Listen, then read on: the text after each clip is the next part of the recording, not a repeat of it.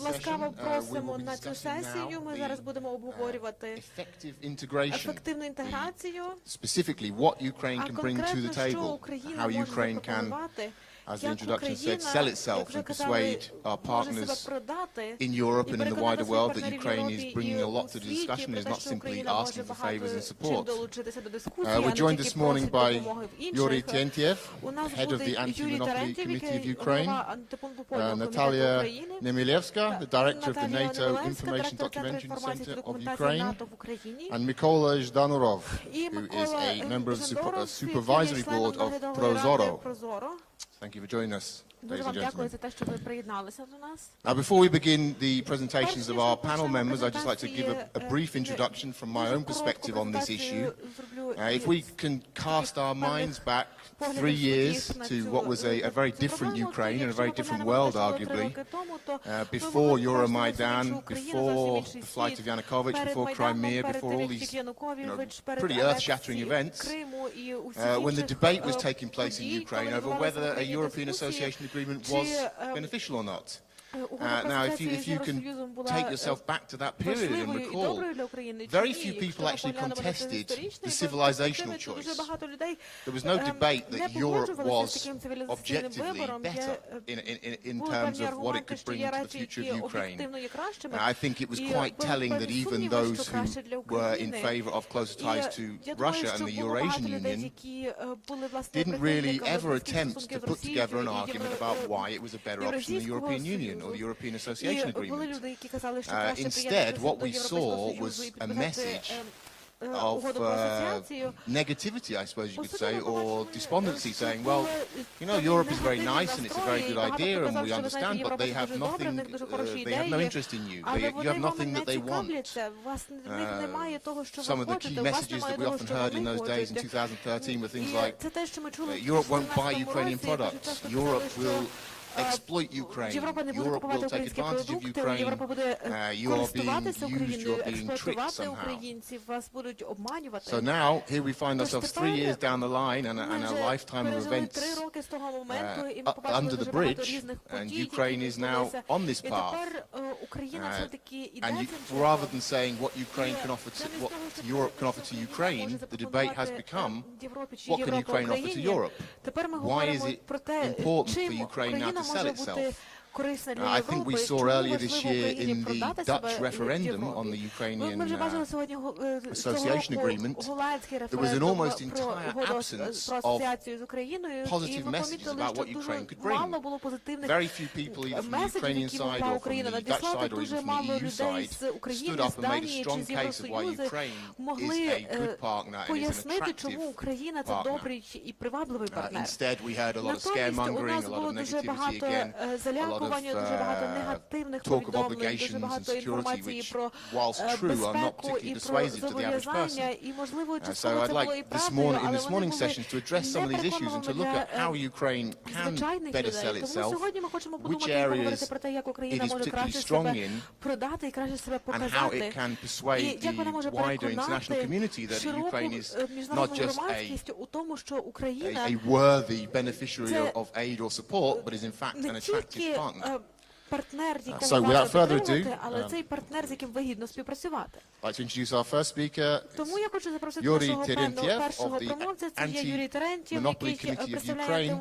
Yuri, in your experience, how has Ukraine progressed in its integration with international business norms, and how can it persuade the international community that it is a place which can offer great advantages in terms of business? Thank you very much, Peter. I would say that there is a simple, maybe a complex answer to the word what is integration and whether we are integrated already or whether integration is something which is just a goal which is very far ahead of us. I would say that talking about specifically Anti-Monopoly Committee as an authority which I represent and myself personally, I would say that there are a lot of maybe elements to this. So firstly, well, integration talking about integration, firstly, what comes into our mind is European Association Agreement.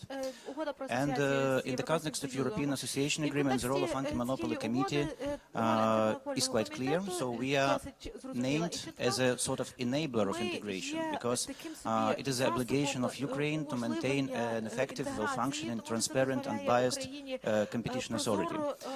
So on the one side, we act as a kind of catalyst, as a body which stimulates integration, and the existence of and our existence basically is a prerequisite and the driver of integration. On the other side, there is integration in the context of our internal work, talking about raising the quality level of what we do up to the world-class standards, which is in the United States of America, European Union, maybe our peer partners in other countries with a robust competition protection regime. And also there is a hugely important element which should not be overlooked. This is personal networking. So talking about integration and talking about communication and communicating integration, we're talking about basically communication on the level of people. So people, there are international organizations where we want to be integrated. There are maybe agreements or some bilateral integration which may be ongoing, but at the same time we need to be part of a community. And I would say that the biggest surprise for myself when I changed from private sector to public sector is that competition authorities are in fact a hugely integrated community, probably the most integrated kind of authorities in the world. So we have several platforms basically for permanent, routine, daily interaction. Most reputable ones and most effective ones is the Organization for Economic Cooperation and Development, where you know that Ukraine is associate in one committee. It's called Steel and Metallurgical Committee, and basically the next committee where our progress is the biggest, so to say, is the Competition Committee. So currently we are in the process of so-called peer review, a consequence to which could be our full participation in Competition Committee of OECD. What is the advantage of it? The advantage is that we can all talk about how well we are integrated or how bad we are integrated. Yeah? But in Anti-Monopoly Committee, we are already integrated. So we are part of a professional community where we are treated as equals, where we talk to and we discuss on the top level basically what should be the trends in competition protection, what they are globally, and how we can best implement them on a local level. Another organization is International Competition Network, which is hugely promoted by United States, Canada, European Union, where basically competition authorities of all countries are members too, and which is also the best platform to discuss some professional topics. And in fact, competition community already exists. And what is good about that? We see that we are doing a lot of reforms. And association agreement stipulates which particular actions need to be done if you want to bring to align competition protection regime in Ukraine with the one in Europe. But on the other side, there is an element of properly advertising what we are doing and telling exactly the right opinion leaders that we are on the right track, and what we are doing is really not only the sort of lip service, but it is really something which we live, something which is our really daily working agenda. You're talking about the person-to-person contacts at the high level within the anti-monopoly community. Yes, true. And also on the platforms of such organizations as OECD or ICN, there is quite big representation of businesses. Could you share a little bit of your experience of what kind of interaction you have and how it's changed over the last year and a half since you've been in the role? Are you seeing that people you're interacting with in Europe are more aware of the changes happening in Ukraine, or more aware of the Ukrainian context? Is the information getting through? No, in fact, there is a very easy and very easy example which comes from top of my mind. It's about merger control regime. So since I think we had a peer review done by OECD back in 2008. And back then, OECD indicated that our merger control regime is not effective. It is basically the way it is structured is wrong. It does not serve the purpose for which it is there, I mean, in the law. So, in fact, for the subsequent 7 years, nothing was done on that. When we came, when UN Anti-Monopoly Committee was formed, we believe that it is our priority really to get this topic resolved as fast as possible. We involved our European partners, our American partners, really to design a proper regime, how this new merger control regime should be structured. And jointly with the members of parliament, eventually these changes they were brought to the law. And what I see is that this result-oriented way of reforming the legislation and merger control regime is really very much appreciated. I met a lot of heads of legal functions from top multinational companies in OECD, in Washington, in American Bar Association meeting. And they all say that to accomplish such a huge change in such a short period of time is something which they fully appreciate. And what they appreciate even more is that they see that this is only the beginning. That they can trust that what we are implementing is indeed on the right track. It goes in the direction of transparency, and we really show that we want to work up to the world-class standards. So this is a very positive reaction, obviously, you're sharing with us now that you've had from your colleagues internationally. But is that message getting out into the wider business community and also the Ukrainian community? It's a very common experience that I find where people within the policy community or the diplomatic communities are very well aware of developments happening in the country, whereas very often people in the average members of the population here in Ukraine have no idea because of communication shortfalls. Are you actively working on your communication strategy to get this sort of information out to the international and national publics? I'd say that maybe it's hard to imagine that we can say, yes, we have perfect communication function, so it is only, there is always room for improvement. So we communicate our changes, so we believe indeed that communicating what we are doing is equally important basically to what we are doing. And as Irina said in the coffee break, your actions sometimes communicate. You should communicate, you should not only communicate your actions, but action can speak, action should speak for themselves. They can, but I wouldn't rely on them to do so. They don't always.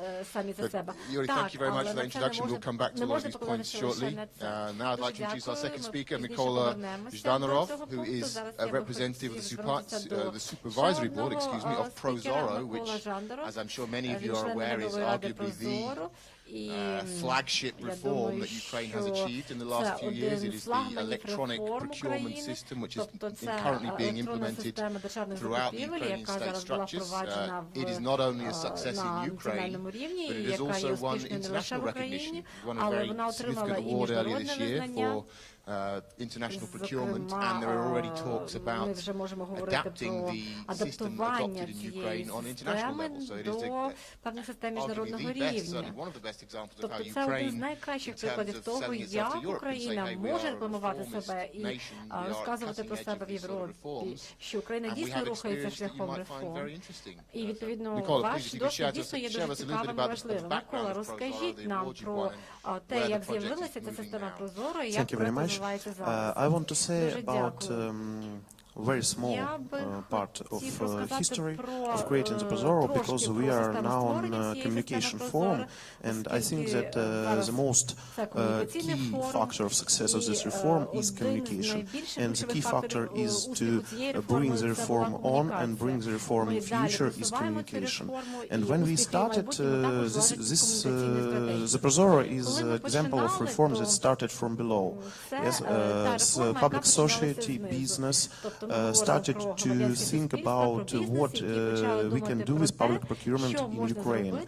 We all know that 24, 23 years before Revolution of Dignity, we have a great problem with corruption in public procurement. There was a black box, and nobody knows what is the size of corruption in this black box.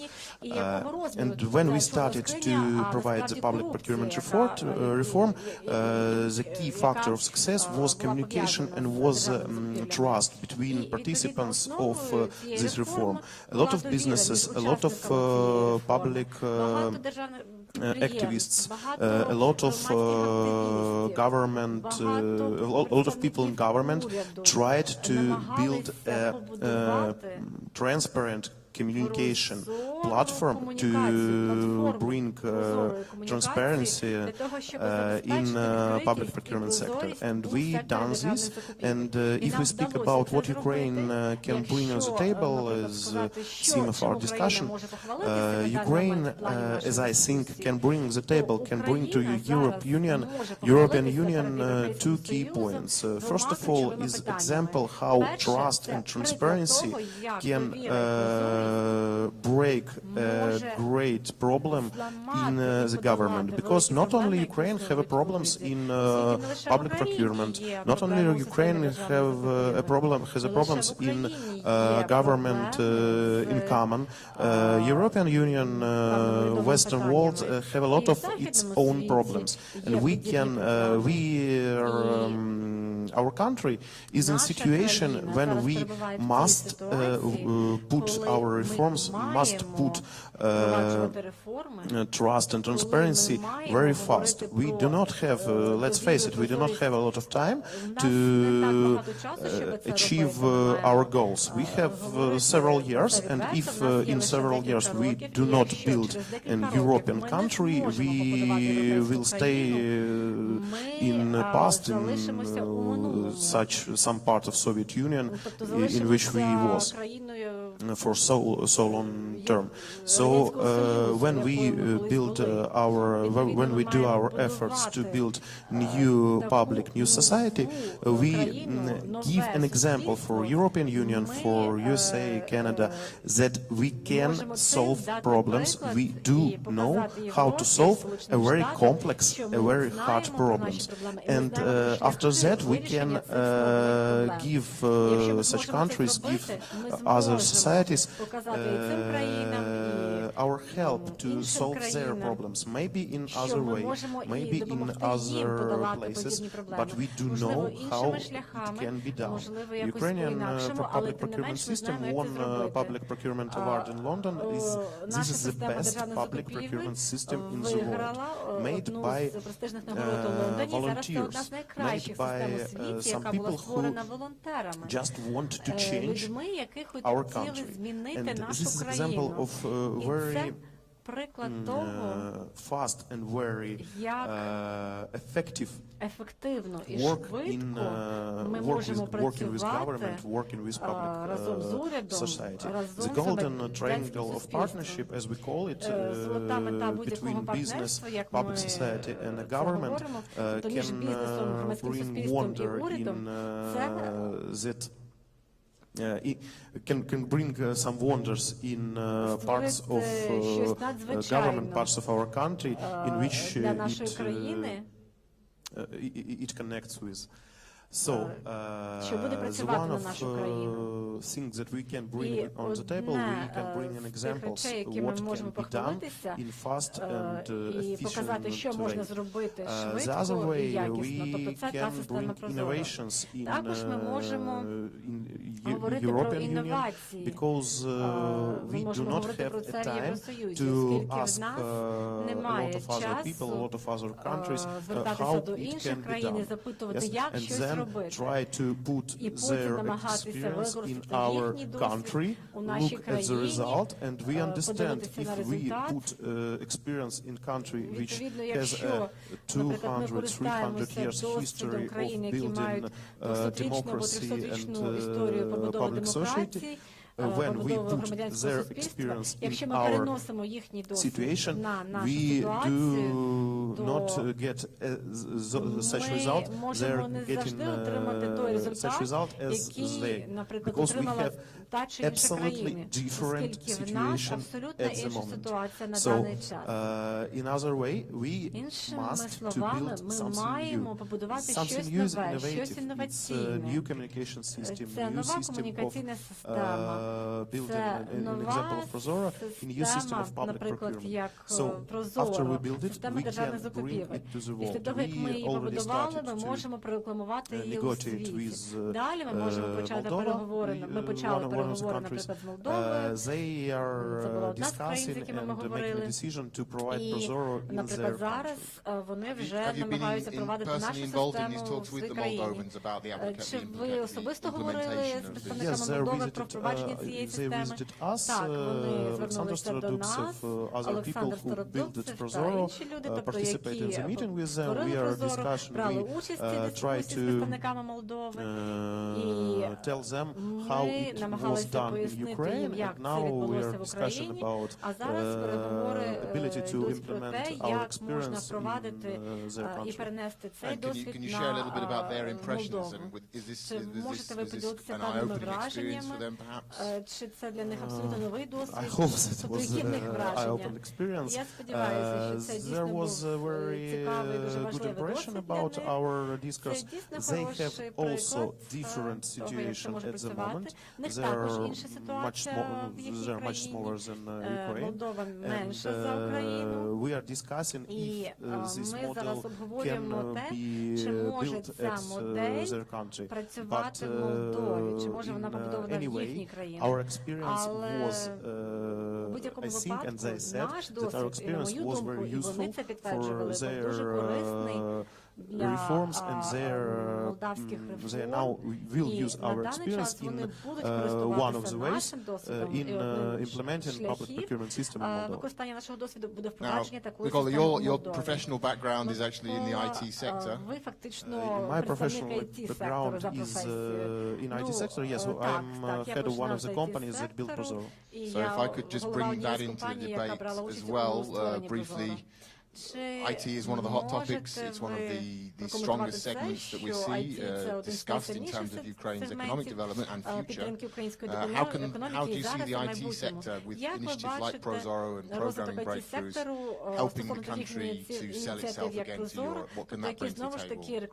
If you speak about IT sector of Ukraine, there are some different situations, some different problems, because we have two parts of IT sector. One part is product companies. We have our country started to produce product companies which gain added value to our country and selling some products to the world. And the other part of IT sector is outsourcing stuff.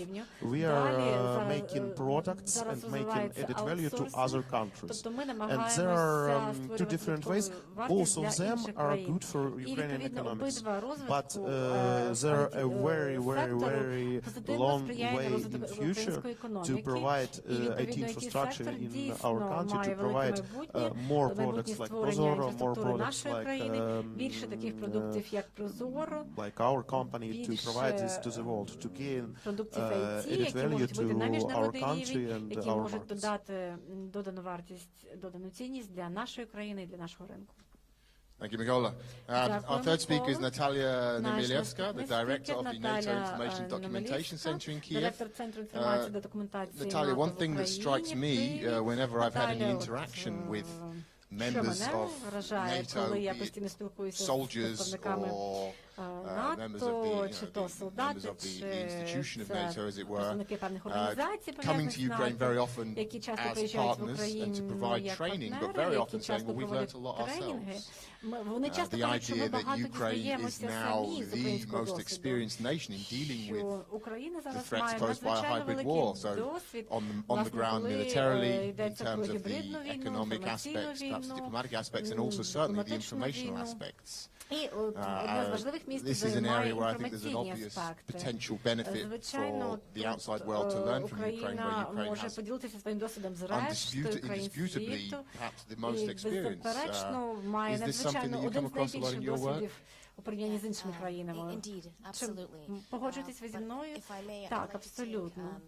Але я би хотіла спочатку зробити невеликий вступ щодо співпраці Україна-НАТО. По-перше, я би хотіла сказати, що... Can you hear me? Yeah, NATO and Ukraine has a very long and fruitful history of cooperation. And so Ukraine is a very valuable partner for NATO, and it has been contributing to NATO operations and missions from Kosovo to Afghanistan. Ukraine has made contributions to the NATO response force, and Ukraine has been taking part in a variety of other initiatives, including countering terrorism and anti-piracy activities. So we have a very comprehensive cooperation program with Ukraine and a very, very comprehensive and developed set of instruments in order to take that work forward, including the NATO-Ukraine Commission and the joint working groups that we have with Ukraine. So Ukraine is not just a partner of NATO, it is a distinct partner of NATO, and we have a distinctive partnership with Ukraine. And so I would like to first take that opportunity to, again, thank Ukraine for all of the contributions that it has been making over the years. So that's my first point, that Ukraine has been contributing to NATO, and there are other new areas where we can continue to expand that cooperation. And what you just mentioned right now is I guess, an unfortunate situation for Ukraine, and not only for Ukraine, but all of Europe and the world. But it has also led to opening up further opportunities where both Ukraine and NATO and allies can benefit from the experiences that Ukraine has gained. I think I would like to sort of take that new dimension and break it down into two parts. So we have just held our recent Warsaw Summit, where we had a comprehensive assistance package adopted for Ukraine. And so these are projects, programs, measures, which we are going to be implementing and supporting so that Ukraine is able to better provide for its security. Because if Ukraine is strong, then NATO is strong, and Euro-Atlantic security is strong. So there's a clear win-win situation and clear benefits for all sides. An element in that comprehensive assistance package has to do with hybrid warfare. So we have recognized that Ukraine has clear added value in that area. And so that's one element of the new strands of work and new areas of cooperation with Ukraine. And then the second one is also in the area of strategic communications. And I'll speak about that a little bit more in detail. But if we kind of take a look at what Ukraine can offer at this point, and I just want to sort of make note of what I see at this point in the hybrid dimension. It's looking at the wealth of experience that Ukraine has accumulated over these past 3 years. It could share best practices with NATO in the fields, such as Russian tactical military deployment, countering disinformation and propaganda, the use of military drones in conflict areas, conducting intelligence, surveillance, and reconnaissance against insurgents in urban areas, in urban environments. This is all something that Ukraine has gone through, is continuing to tackle, and something that would be very useful for NATO and its allies at large. On strategic communications, would you like me to, yeah? Or do you have a question? You know, when we talk about strategic communications and communications for Ukraine, this is an area that I'm particularly passionate about. And actually, in 2015, we signed a very important document. It's a unique document. In fact, there's no other document of that type between NATO and a partner country. It's called the Strategic Communications Partnership Roadmap. And what this document aims to achieve is help build the capacities of the Ukrainian government to communicate with internal audiences, with external audiences, and really to be able to tell its message, and to, you know, bring those messages to the various audiences that we have, both in Ukraine and abroad. What I have seen over this past 2 years, well, the document itself is a year old, but a change in perception. So there is a growing perception and a growing understanding at the highest levels of leadership in Ukraine that strategic communications is important, and it has to take place and be incorporated and integrated into the policy debate. If we take a look at the President's recent address to the Parliament, there were 22 pages dedicated to strategic communications. So that's already a step forward. What I do think Ukraine needs is more of a holistic approach, a more of an all-of-government approach to communicating, rather than looking at things in isolation, in a reactive mode. So Ukraine really needs to sit down right now and develop that national narrative, because that's what will be the driver of strategic communications for Ukraine. So who are you, where are you going, and how are you going to do that? And then develop that system of mechanisms and policies and practices that would be able to make that system a sustainable one. Thank you, Natalia. I'd like to pick up on that point, if I may, about the idea of a holistic approach and a national narrative. My personal experience is that very often Ukraine's message can get lost by a lack of coordination and a lack of strength in numbers, as it were, the failure to consolidate around the single message. And again, this is one of the strengths of non-democratic regimes like Russia, where they can control the message very closely and very specifically and get it out there to wide audiences and keep repeating the same message again and again, whereas often in Ukraine you're presented with an impression of confusion or contradictory messages at times. Yuri, as the head of the State Anti-Monopoly Committee, have you encountered challenges, shall we say, in terms of getting a single message, of getting your colleagues in government to, as we say in English, to sing from the same hymn sheet, to be on message together? Is that a culture that's changing as we go? Can we be optimistic, or is it something? The ethical rules of public official does not allow to criticize other governmental bodies. No names. As a culture, I'm joking. As a culture. I'm saying that indeed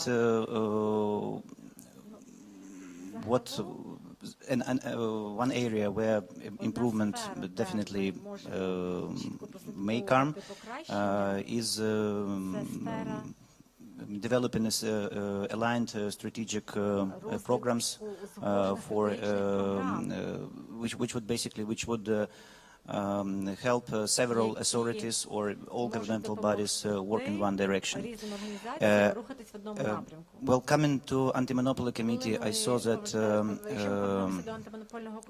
basically behind the routine daily work, there is nothing like a mission, vision, or a strategy, for example, in the sphere of competition for our particular authority. However, well, it would also be maybe not right to say that it is a regular practice, it is a standard practice in all competition authorities throughout the world. We see that in European Union, for example, every authority indeed must have a strategy, a strategic document, but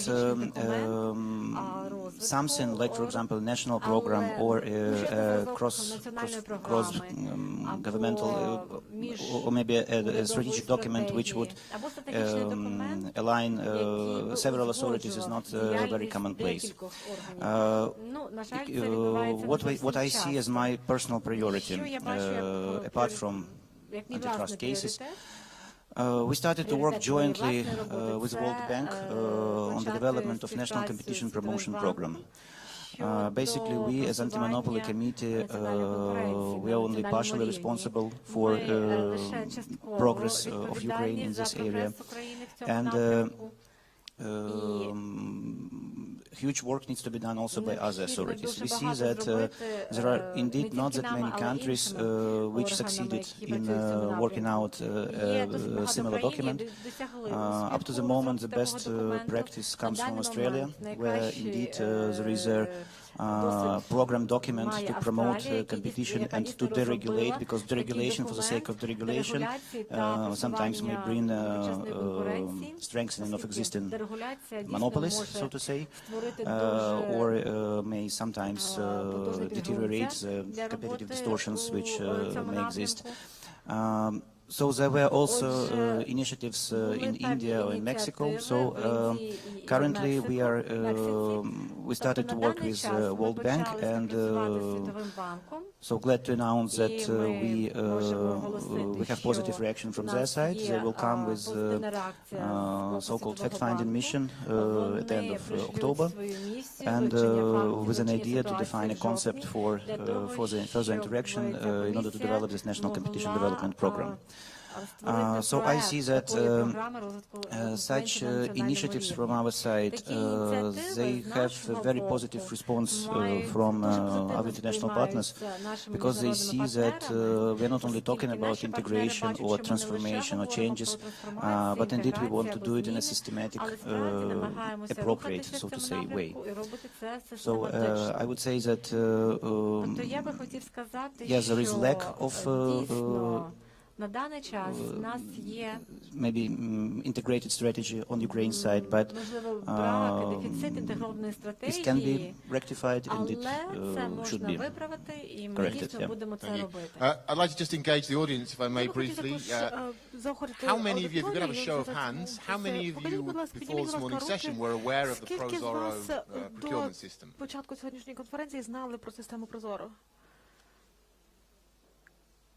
And how many of you were aware that the system had this year won a significant international award? Okay,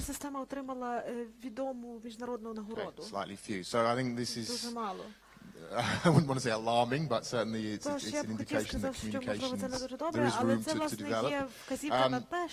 Mykola, I'd like to speak specifically again about this idea of within the government cooperation on getting the message out. Now, Prozoro is being hailed as a big success story, but it's also no doubt upset very many people who were doing quite nicely under the old system.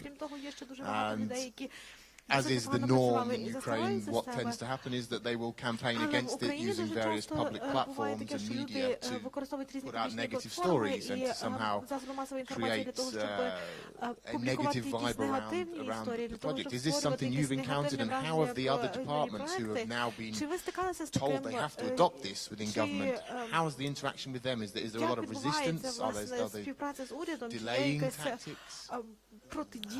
First of all, I want to say thank you about this question, and I really do understand that we have a lot of work to do in the communication field. This is true, and this is very useful for us, for all of us. About your question about the situation with people who do not want to use, do not want to be transparent, but they have to. And we have for now on very interesting situation. First of all, about public field and about media.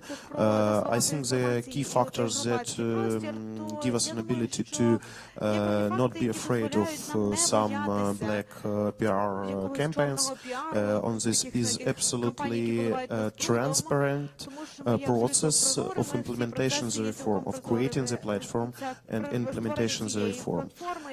Second one, we do not use government money to build this system. First small part was given by business, by marketplaces that started Prozoro, by my company.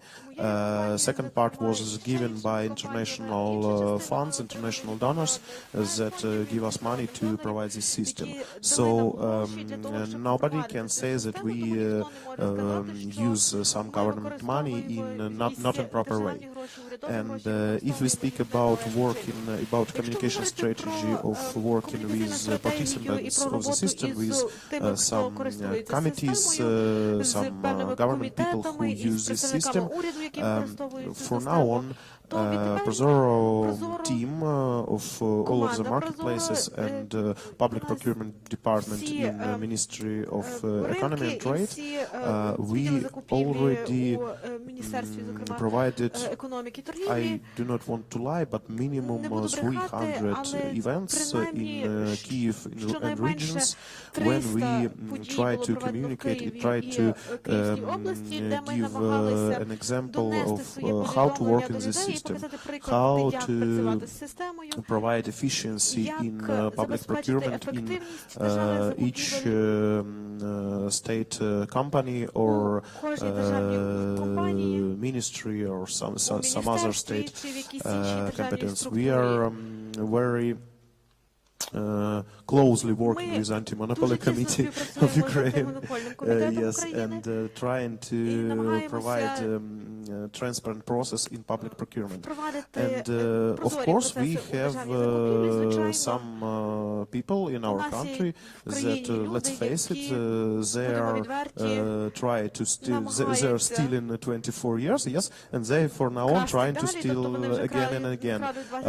But we must understand that one of key factors of success and one of key goals of Prozoro public procurement system is transparency, is ability to each of Ukrainian citizens ask why do state company or ministry bought this thing on that price. Yes, and if people start to ask, there are a lot of issues for such government people who do not want to be transparent in the future. Of course, we cannot be a police, we cannot be a courthouse or something else, but we try to put this on the light. And there are a lot, I'm very often use some metaphor about this. Let's say that we have a street, and on the street is very high percent of criminals. Yes, on such street. There are no light at the street. So in night time, there are no light and very big percent of criminals on the street. We do not start war with the criminals. We just put a light on that street. Yes, we turn the light on. And when we turn the light on, the percent of criminals on the street is radically decrease. That's it. Because indeed Prozoro and the whole system of transparent public procurement is the area where Anti-Monopoly Committee interacts a lot with the Ministry of Economic Development and with Prozoro system. Indeed, I can confirm that there are attempts to discreditate Prozoro and to undermine efficiency of its operation. Just one example, for example, last Friday we received 172 spam complaints. So we see that people really take effort to ruin Prozoro, and people really take effort to somehow show that the whole system of transparency in the public procurement area is not functioning properly. But these attempts are futile. So because Anti-Monopoly Committee and the Ministry of Economy, so we are really daily interacting with an idea with a goal to improve this process, and this process is there to last. Thank you. Natalia, if we can return to the idea of Ukraine's hybrid war experience that it can share. The military in any country, and I think this certainly applies to Ukraine, is notoriously a secretive institution by definition, by necessity. And I know from interaction with a number of journalists who've sought accreditation or have been to the front lines that they have a pretty tough time getting people in the military to open up, and that communication is not an area that they feel particularly comfortable in or that they've ever focused on before. In terms of your interactions, how is that culture evolving? And where do you see the success stories or the areas where there's obviously room for development in terms of the way the military is prepared to interact and communicate the advantages it can bring to the European relationship? From what I can see, working very closely with our Ukrainian counterparts, the Ministry of Defense is actually one of the forces for change and has embraced strategic communications in a very positive way. So you can see this demonstrably in a variety of ways. There are monthly press briefings that the minister gives to various journalists. He invites bloggers regularly to attend his briefings. And there are also, besides these, the openness that the Ministry of Defense is demonstrating, there is also some structural work going on. And so when you take a look at Ukraine's security and defense or defense policy planning documents, you have strategic communications being integrated into very, very pivotal documents, including the Strategic Defense Bulletin, the Military Doctrine. Both of these documents have strategic communications integrated into the concept at its core. So the Ministry of Defense in that way is doing very well. I also know that in terms of interaction with journalists, there are a multitude of projects that are being undertaken with local volunteers, NGOs, so that you have press officer training, public affairs training, so on a very tactical operational level, being developed right now through the Defense University, through other military institutions, to actually train up or train down public affairs officers down to the brigade level, even in the area of the anti-terrorist operation. So although it's not immediately visible, but internally, these discussions are taking place, and there is a visible transformation, from my perspective, in both the culture and delivery of strategic communications. Are you seeing the emergence in terms of personnel, in terms of the people involved, of a new generation, or is it old, well, without being too rude, old dogs learning new tricks, as it were, or are you seeing new people coming through and sort of saying, okay, times are changing, the personnel also needs to change? There's a sea change happening. And I would like to sort of point out two elements of that. The first one being that the existing officials within the Ministry of Defense, General Staff as well, but Ministry of Defense primarily, are embracing the concept of communications and strategic communications, those that sort of come with more of a Soviet mindset. It's taken time, but that is happening. At the same time, we do have new people being introduced into the system that are also making a difference, and they are working in tandem, which is also a good thing. One of the issues that has been quite prominent over the last few years has been the role of volunteers, both in the government and as a communications platform for Ukraine and for the changes going on in the country, from bloggers and social media through to people who've actually taken up posts in the government. Now, ProZorro, I know, was arguably again the key result of this process in terms of the achievements you've had. But critics have said you can't run a country long term on the goodwill of citizens who are ready to give up their time and their energy to do the role of the state, essentially. Mykola, how important was the volunteer aspect in making sure that ProZorro went through, and do you see that there's becoming a limit to that now? First of all, most part of people who were volunteers now work in Ministry of Ukraine, Ministry of Economy and Trade of Ukraine, and they are for now on they are state people. Of course, we do not know future, and we do not know how long they will be in this ministry and how long they will push reform from the part of government. But I believe that we are building such open system that will work after we tune it, after we can actually after the situation when we can actually say that we already done this reform. We cannot say it now, but of course we have a lot of work to do in future. But when the time has come that we can say the reform is done, I believe that this system would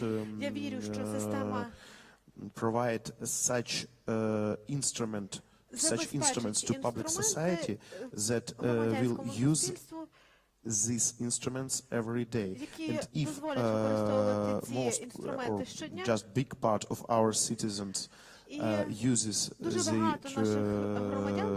instrument of control of public procurement, we do not have a problem that we do not have a guy in the government who work with us and who want to build this society. When we build an open system that is useful for our country and for our citizens, it will work for a long time, as I said. Thank you. I'd like to open the floor now to questions from all our participants. If anyone has any issues they'd like to raise, sir.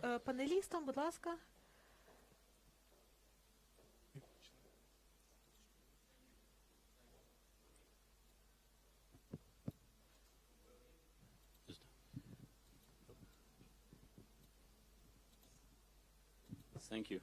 Дякую. It's a question. I'm Michel Tereshchenko. I'm the mayor of a small city in Ukraine, but very pretty city, Kyiv. And I have a question for ProZorro, for Mykola. In our city, we are very much user and very much in love with ProZorro. We use it since April of this year, and I can say that we have made very substantial savings. And so in 1st of August, when it became mandatory to use ProZorro for everything over 200,000 hryvnia for all cities, we signed Rasporodzenie, the instruction to use ProZorro for every purchase above 5,000 hryvnia. And it was without any possible exception. Well, the result of it was within a week, we couldn't even buy gas for the cars of the city hall because the program was more than 5,000 hryvnia. And the local service station were not willing to enter the ProZorro system. So I would like to invite you, because since then I have signed a few exemptions, and we use ProZorro, I mean, systematically, it's very good, but there are some limitations to the system.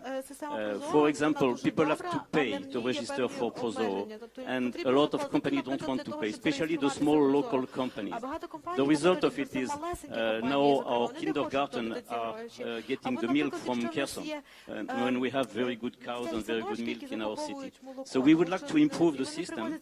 We have volunteer, his name is Ilya, he's working with us all the time. We would like to improve the system, and I would like to invite you to Kyiv so you can talk to our people that are using the Prozoro, and we can see together how to help the local, smaller companies to use and to integrate the Prozoro system. But I want to congratulate you, the system is excellent, and if I can help you selling it to France, I'll be happy to do it.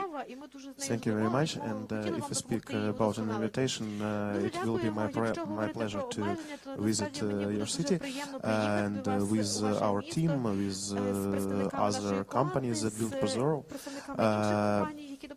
About, as I understand your question, you spoke about two things. First of all, this is a payment fee for participants, and second of all, an ability to improvements, but I think it must be discussed by points. About payment, when we build, we discuss a lot of models, and let's face it, everything that we done costs some money. If Prozoro system would be free for participant, it would cost money for 40 million of Ukrainian citizens, because then we need to pay budget money to the system to function. Yes, there are a lot of costs for the system to function this. And we think that more effective model when that guy that uses the system pays for this user, and but when 40 million of our citizens pays for system that is used by 20-30,000 of businesses, this is not correct. About cost of the when we discuss the prices for using the system, we do understand that in every way it's always cheaper than a participation of tender in paper. This is always cheaper than ability to participate in old way, to print a lot of paper, to visit other city, to visit other city another time and another time, when you must do a lot of work with participants. So we do want and do our will is explain to participant their ability, the economics. We are absolutely transparent system. We do provide all of our costs. We do provide all of prices and so on. So we can discuss, we can explain why this model is in Prozoro, and after that we just want to sell the idea that people can participate in public procurement, people can win, and people do not must pay in cash to some government people, and they can use the system with absolutely transparent, in an absolutely transparent way. About visit, it will be my pleasure. Thank you, Miguel. Any further questions? Yes. Доброго дня, шановні колеги. Сергій Біденко, спеціаліст комунікацій. Дуже вдячний вам за класичну дипломатичну розмову на сцені, але я хотів би вас повернути трохи більше до тих реалій, до яких би мені хотілося, щоб ви прийшли. На чому я будую своє запитання? Перше. Тема цього форуму – він-він. Друге, тема вашої панелі – це що може Україна запропонувати Європі. Зрозуміло, що Україні потрібно від Європи. З точки зору він-він, що кожен вас, один аргумент, що Україна може пред'явити і покласти на стіл для Європи, для того, щоб Європа була зацікавлена в цій системі війни. І прохання, давайте не загальними дипломатичними фразами, а уявімо собі, що ми з вами розмовляємо в приватній обстановці, і я не довіряю загальним словам, мені б хотілося конкретики. Що Україна зможе запропонувати? Дякую. Thank you for the question. So if we could, let's try then to be brief and offer as concise as possible. So the idea is, what can Ukraine bring to Europe? Yuri. Well, I can talk for myself. What I can say for myself, I can show to European partners that we are normal, adequate people, just like they are, and that they can trust us. They can. We are not some people who have some secret agenda in the pocket, and then when we talk, we do. And this is for myself. And for the authority, Europe expects from us nothing more than just level play field, just normal rules of the game that are not changing. And in this regard, the role of anti-monopoly committee is really critical, because we are indeed the authority which is there to provide this level play field. But for myself personally, I'm saying that I'm there. I mean, you can talk to me personally. I don't know, head of Bundeskartellamt, head of CMA, head of Federal Trade Commission. So if I'm saying that I really stand for transparency, I'm really saying that we want to reform Ukraine, and we want to move up to the world-class standards which you are all talking about, that it is myself who is responsible for that, and it is my personal commitment that it will be done. As I say, and as I can say, we can provide to European Union example of a very fast and efficient way to reform the society. And we have our problems, European Union have other problems. And if we can find a way to solve our problems, we can help, and we really do help. We really discuss about some other problems. We can help to solve that problems that standing before some countries in European Union, in European society. So we can bring on the table an example of efficient and fast problem-solving way. Ви до нас звернулися українською, я відповім українською. Я думаю, що я лише ще раз повторила те, що я вже сказала. Найголовніше це є реформи в Україні. І реформи це не одна річ, це є комплекс. Це має бути все охоплюючі реформи, які є не тільки стійкі, але й безповоротні. Which are not only sustainable but also irreversible, and we have to understand that if we help Ukraine change in the field of security and defense, in terms of increasing its defense capacity, from external aggression, any aggression, including the issue of hybrid war, then we win as well. This is just win-win situation. If Ukraine is strong, we are strong. This is our joint vision, our joint interest. Another point I would like to separately emphasize is this tragic experience Ukraine has gone through and is going through regarding this hybrid war. The fact that you are in the front line, the fact that you are really going through it, living through it, is a human tragedy for us and a state tragedy for us, but at the same time, this is the possibility to learn this experience, to prevent similar situations in future.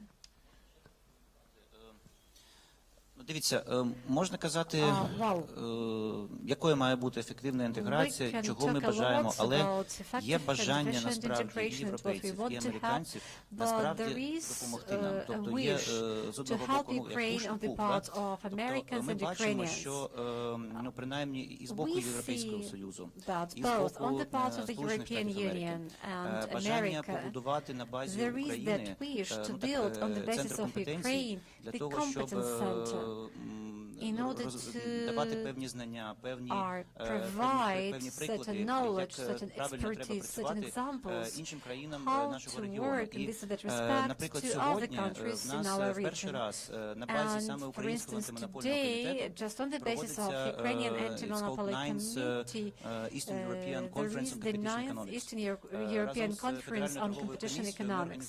Together with the Federal Trade Commission, we organized this conference in order to implement and show this innovative method of competition analysis. For these methods to become known not only to the staff of Anti-Monopoly Committee, but also for these methods to become known for wider professional community of Eastern European countries and for Ukraine to play a new role in this committee, not just a guest who is invited somewhere, but we want to establish Kyiv platform. And together with our European partners, there is another example of our state aid, which will be implemented since the next year. Now we are actively cooperating with the European Union in order to establish the effective system of monitoring and control of state aid.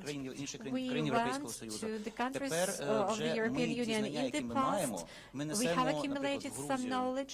Now we try to transfer this experience and this knowledge to some other countries, for instance, to Georgia. And this summer we organized a conference for the Caucasian countries, where our anti-monopoly committee was already not a guest, but a speaker. Thank you, Yuri.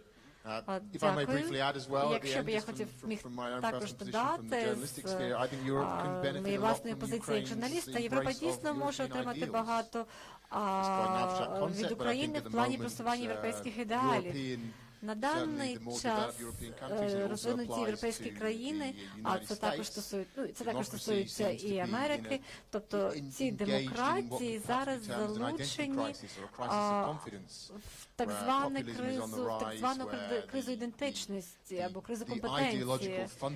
Тобто, коли ідеологічний фундамент демократичних систем знаходиться під загрозою. І Україна зараз може стати тою державою, тою країною, яка зараз приймає, охоплює ці ідеали, які об'єднують країну, які згуртовують країну. І Україна може показати, як на основі цих цінностей Україна може діяти, тобто Україна може приєднатися до клубу цих демократичних західних країн і може стати прикладом для інших держав. І мені здається, що зараз на жаль, ми мусимо завершувати. Дуже дякую нашим панелістам.